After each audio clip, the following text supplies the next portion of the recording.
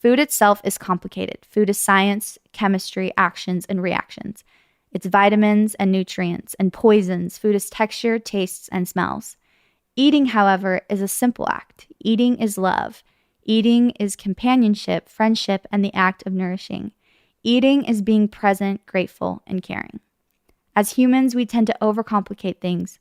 God did all of the complicated stuff for us. He gave us food to eat. He planted seeds in the ground, created ecosystems to nurture them and help them thrive, and then perfectly manufactured complex and intricate ways for our bodies to process it and flourish off of it. All we have to do is harvest it, prepare it, eat, and share it. Literally, that's it. What other species sits around and tries to decide what they should eat as much as humans do? Like, seriously.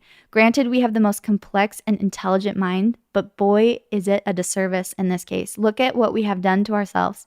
Eating disorders, disease, animal abuse, inhumane worker treatment, corrupt businesses, depression, anxiety, OCD, all from eating. We have polluted the simple act of eating. So I went vegan for a week. Here it goes. I'm not vegan anymore. I am no longer following a vegan diet. And today, Ravana, particularly how she recently quit being a vegan, where they talk about no longer being vegan. To ask the vegan community what we could do differently to possibly help these ex-vegans. You were not vegan. I know every one of these well-known YouTubers making these why I'm no longer vegan videos. The issue is not eating meat. The issue is the current paradigm that we live in. It's the food system. It's the farming industry. It's big agri. It's big pharma. Squabbling over whose diet is better or whose lifestyle is right or wrong, while all these global corporations are just laughing all the way to the bank. Who's the fool here? So for breakfast, I'm gonna have some oat milk. And then last night I made this oat and peanut butter like bar thing. It's just oats, peanut butter, and agave. Here's my review of oat milk. I like it better than almond milk. Apparently that was my whole review, so you're welcome. So I'm starting to get a little peckish for lunch.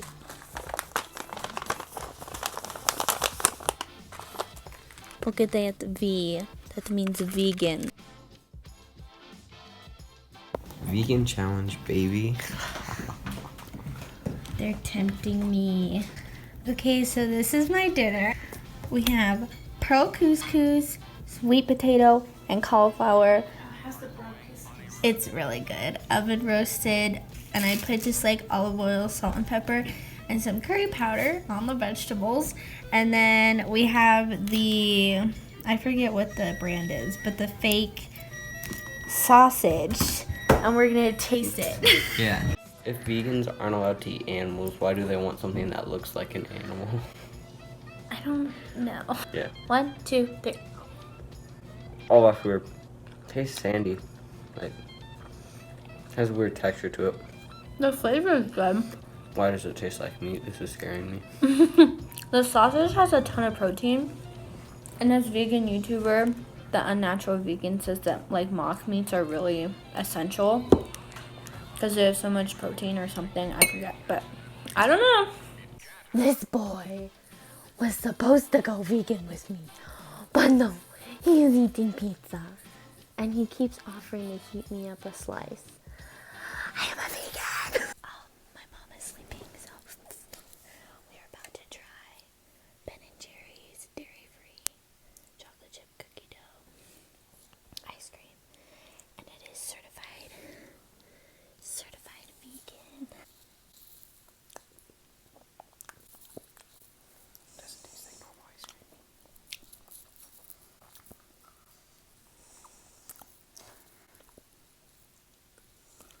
That's a lot of cookies.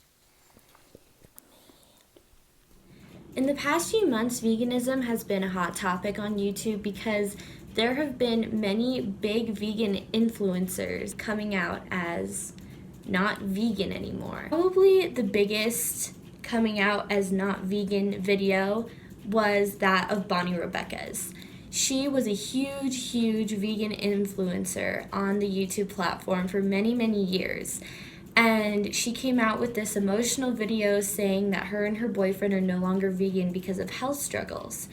And a good handful of YouTubers followed suit, saying they have been eating animal products. It has caused a lot of controversies, and it has made people question how healthy and valid veganism is as a diet. I was first introduced to veganism the way most people are, and that is through YouTube. The first true vegan YouTuber I ever watched was a YouTuber by the name of Ellen Fisher. She presented her lifestyle in the way that many other vegan YouTubers did. Very idealistic, natural, beautiful, and healthy. I really took an interest in the way her husband, and her kids lived their lives. I thought everything looked so wonderful and healthy, and they looked like they were thriving. And that is how most of these vegan YouTubers presented themselves. And then recently, when they're coming out saying that for years they have been suffering, it just seems so misleading, almost like a scam. The people you follow online are not always truthful with you. People who make money off of your perception of how healthy they eat, people who make money off of your perception of how good they feel, have many reasons to lie or mislead you regarding any health issues that they may be experiencing. And then we get to the point where the "I'm no longer vegan" video comes out, and they say, "Oh, I've just been getting progressively worse and worse for years. I've been suffering." Well, really? 'Cause if I'd known that, maybe I wouldn't have used your coupon code for Four Sigmatic, or forced myself to stick to the Sprouts, tahini, and zucchini noodle diet that you've been promoting. Majority of the time, the reason for these people starting to eat animal products again is because of their health. But before we can really dissect why these vegans might have gone not vegan, we have to look at the history of veganism on YouTube. Good morning. So for breakfast, I'm having more of that peanut butter oat bar for protein, and then some coconut milk yogurt, which tastes a little weird, with banana, and my multivitamins.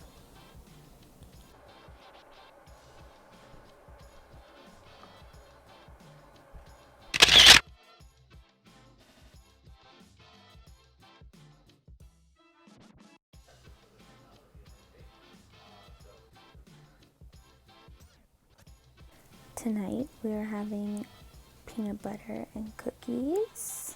I would just like to point out that there's a full cookie in here. I love being vegan. I'm kind of pigging out tonight, but I'm still vegan. Veganism on YouTube really started with, I'm sure you've heard of her, Freely the Banana Girl.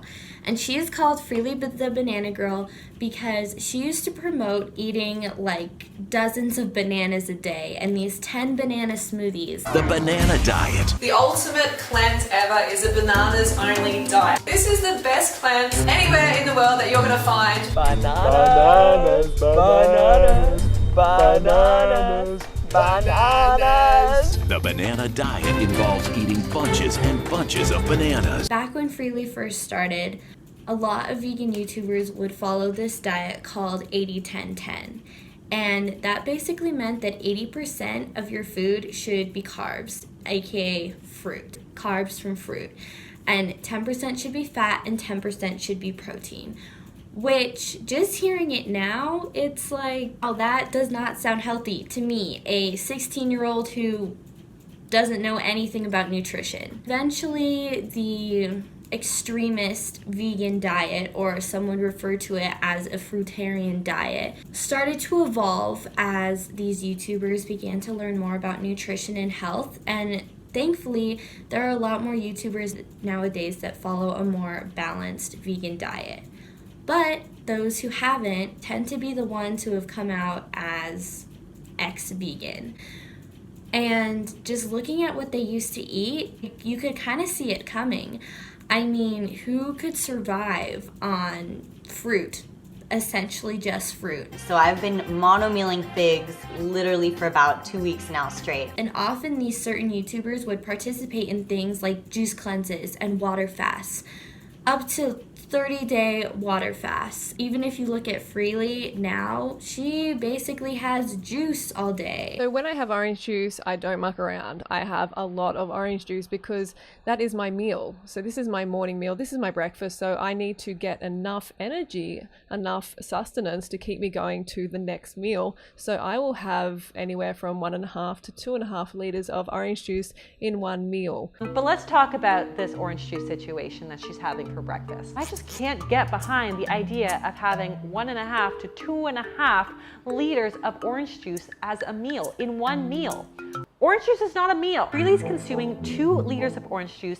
She's getting 947 calories, 1,750% of her vitamin C, 4,227 milligrams of potassium, 230 grams of carbs, and 178 grams of sugar. That cannot be healthy. Good morning. So this morning I just have a bowl of oatmeal with maple syrup, blueberries, and oat milk.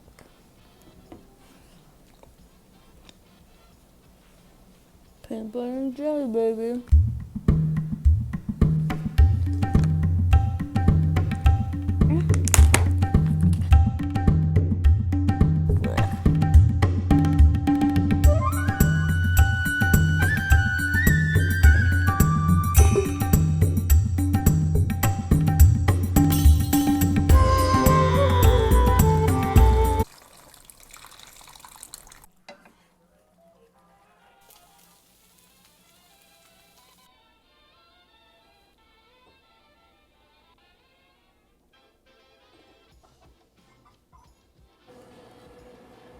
Going into this week, I was truly wondering, is veganism even healthy? We don't know the long-term effects of eating a diet based only on plants in terms of human health, because we haven't eaten like that in anything longer than 70 years. That's pretty scary to me. I believe that anything done to an extreme is not healthy. And let's be very clear, this way of eating, the vegan lifestyle, is not working for many people. Why do you think there are so many ex-vegan videos going viral at the moment? It's because a lot of vegan people are suffering.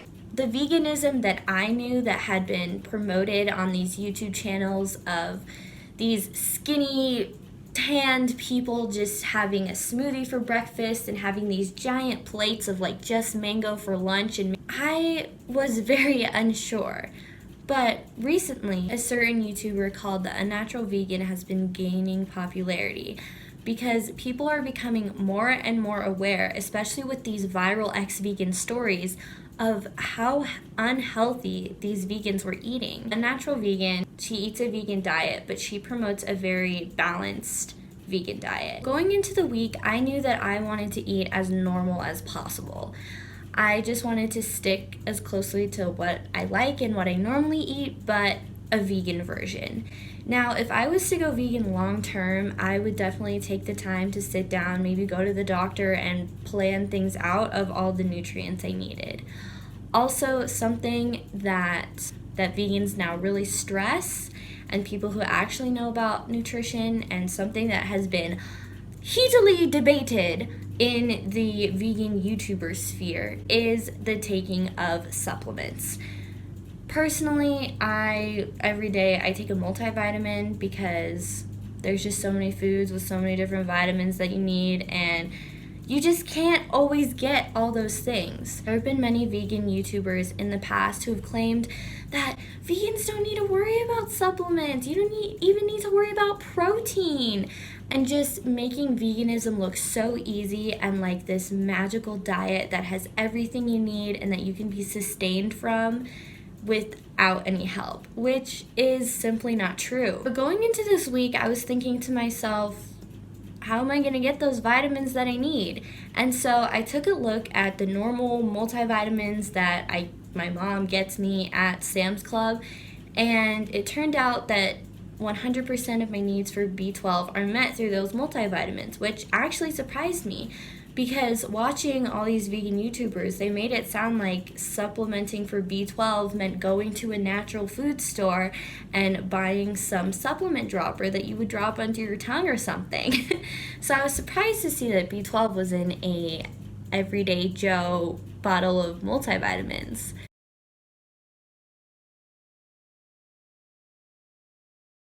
The next thing I was curious about was, is veganism even natural? Because something I've always worried about when it comes to the vegan diet is all the fake cheese and fake meat. I just personally have always thought that anything that's manufactured to look like something it's not is inherently unhealthy. And so this week I actually went out and I got some fake vegan sausages and some fake vegan cheese, and I looked at the ingredients. The vegan meat that I got seemed to be pretty natural. Nothing I would be too worried about. I didn't see any long names of chemicals that I couldn't pronounce, which I often find in my favorite bag of hot Cheetos. The vegan cheese, on the other hand, had me a little worried. The ingredient list was full of different gums and things I weren't sure what they were, and oils.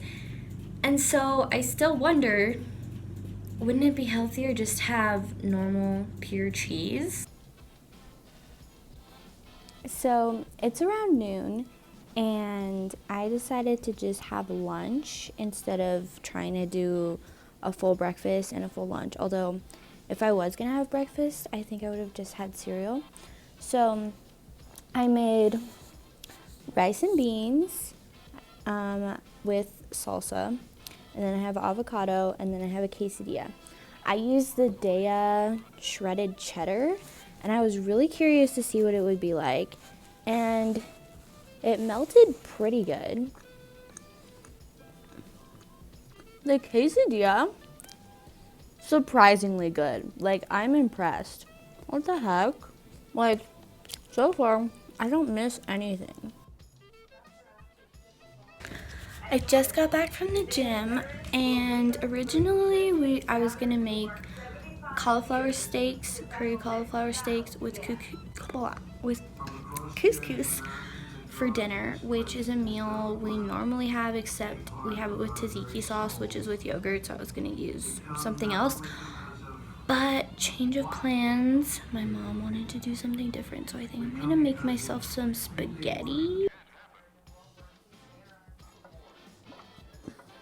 And here we have my vegan spaghetti.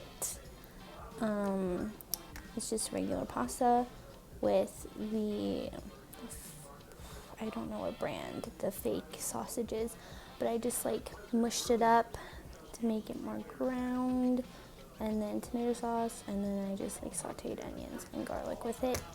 So, yep.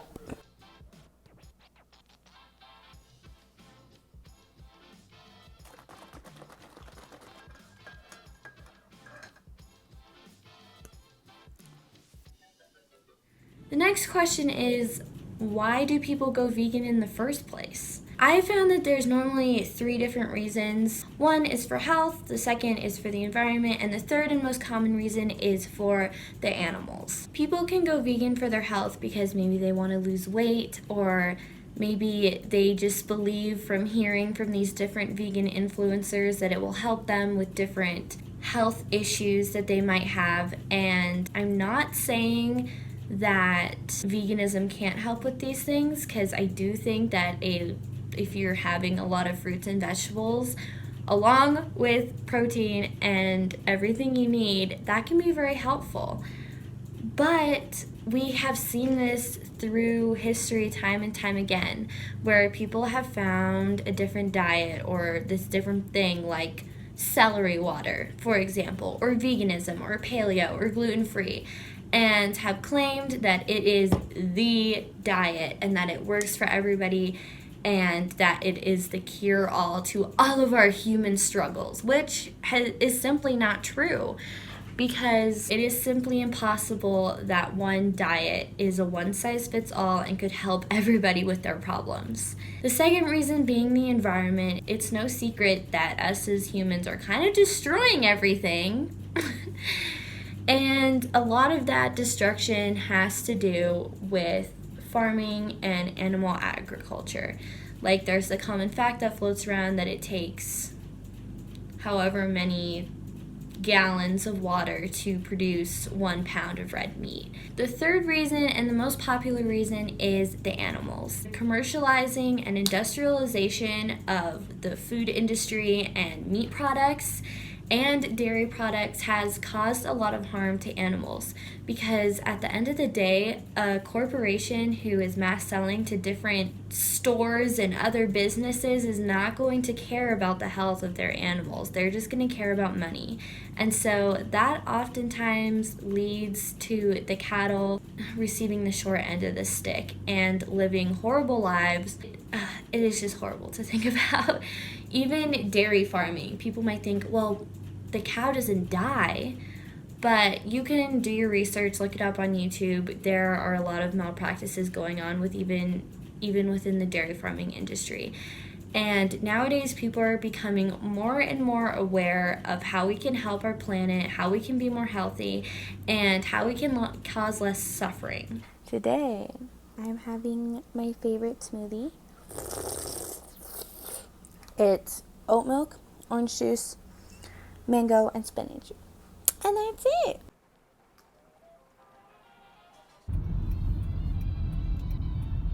I would like an Impossible Burger, please, with no... The Beyond Famous Star.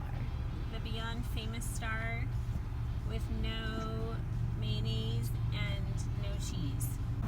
So they get to have their burgers from Five Guys, Lucky Ducks, and I get to walk in with this. Wait. Looks pretty fake.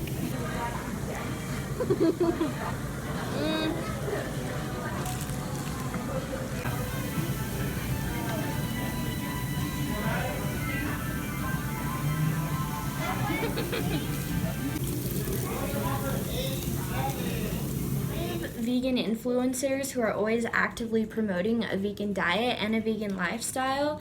After their fellow vegan influencers have come out and said that they are once again eating animal products, there have been people like Freely the Banana Girl claiming that they never were really vegan, and all those years that they were eating no meat, no dairy, no honey, no eggs are just for nothing. I've heard every excuse there is, and I'm sick of it. I'm sick to death of hearing these bullshit excuses to end animals' lives again. You were not vegan. I just think that this mentality is really harmful, because what these vegan influencers are asking of people is a lot.